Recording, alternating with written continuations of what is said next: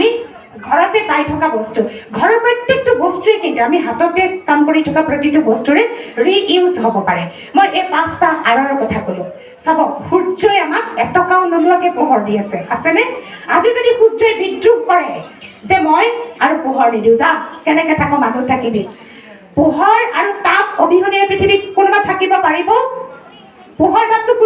প্ৰকৃতি গছে দিয়া নাই আমাক সূৰ্যই দিছে কাৰণে গছ ডাঙৰ হৈছে কাৰণে গছৰ পৰা আমি জীয়াই আছো অক্সিজেন উশাহটোও আমি গছৰ পৰা লৈছো প্ৰকৃতিৰ পৰা লৈছো বনৰীয়া জীৱ-জন্তু কেইটাও ঘৰচীয়া কেইটাৰ দৰে আমি মৰম কৰি ৰাখিব লাগে ক'ৰবাত দেখিছো লাঠি জোং মাৰি তাহাঁতক খেদিব নালাগে এই প্ৰত্যেকটো আমাৰ লগত আছে এই প্ৰত্যেকটো আছে কাৰণে আমি আছো ইটোৰ সিটোৰ ওপৰত ৰিলেটেড ইণ্টাৰডিপেণ্ডেণ্ট ইণ্টাৰৰিলেটেড ইণ্টাৰকানেক্টেড এই 4টা বস্তু আমি এজন আনজনৰ ওপৰত নিৰ্ভৰশীল ইণ্টাৰডিপেণ্ডেণ্ট ইণ্টাৰৰিলেটেড আমি সম্পৰ্কিত ইণ্টাৰডিপেণ্ডেণ্ট ইণ্টাৰৰিলেটেড আৰু ইণ্টাৰকানেক্টেড আমি সংযোজিত এজন আনজনৰ লগত মই আপোনালোকৰ লগত কেনেকৈ সংযোজিত হৈ আছো ইণ্টাৰকানেক্টেড জানেনে মই বিদ্যাভাৰতী পৰিয়ালৰ এজন আপুনিও বিদ্যাভাৰতী পৰিয়ালৰ আজি ইংলিছ মিডিয়ামত পঢ়া ছাত্ৰ এজনৰ ইয়াতে কোনো নাই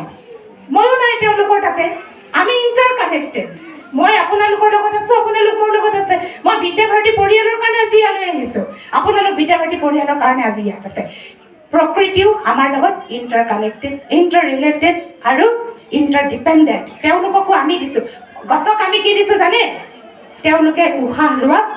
কাৰ্বন ডাই অক্সাইড গেছ যি গেছ আমি নিশাহত এৰি দিছো তেওঁলোকে আমাক কি দিছে জানে অক্সিজেন যি গেছ তেওঁলোকে নিশাহত এৰি দিছে আমাৰ উশাহ তেওঁলোকৰ নিশাহ আমাৰ উশাহ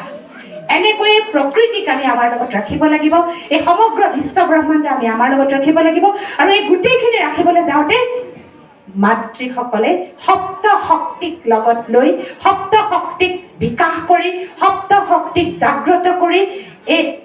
এখন সমৃদ্ধ সংগঠিত ভাৰতবৰ্ষ সকলো ফালৰ পৰা সংবদ্ধ সংগঠিত সমৃদ্ধ এখন ভাৰতবৰ্ষ আমি গঢ়িব লাগিব মই আশা কৰিছো আপোনালোক প্ৰত্যেকগৰাকী মাতৃয়ে আজিৰ এই মাতৃ সন্মিলনৰ পৰা অন্তত এইকেইটা কথা ঘৰলৈ লৈ যাব যে আজিৰ পৰাই আমি আমাৰ সপ্ত শক্তিৰে আমাৰ পৰিয়াল আমাৰ সমাজ আমাৰ দেশ আমাৰ ৰাষ্ট্ৰ আৰু এই সমগ্ৰ বিশ্ব ব্ৰহ্মাণ্ডৰ কাৰণে যি পাৰোঁ মোৰ নিজৰ ঠাইৰ পৰা অকণমান কিবা কৰিম হয়তো নহ'ব পাৰে মোৰ আই সবাতো শুৱনি তথাপি আপোন মোৰ আই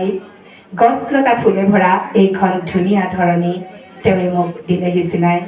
মোৰ মাৰ লগতে প্ৰতিগৰাকী আইলৈ প্ৰণাম জনাই মোৰ বক্তব্য ইমানতে সামৰিছোঁ ধন্যবাদ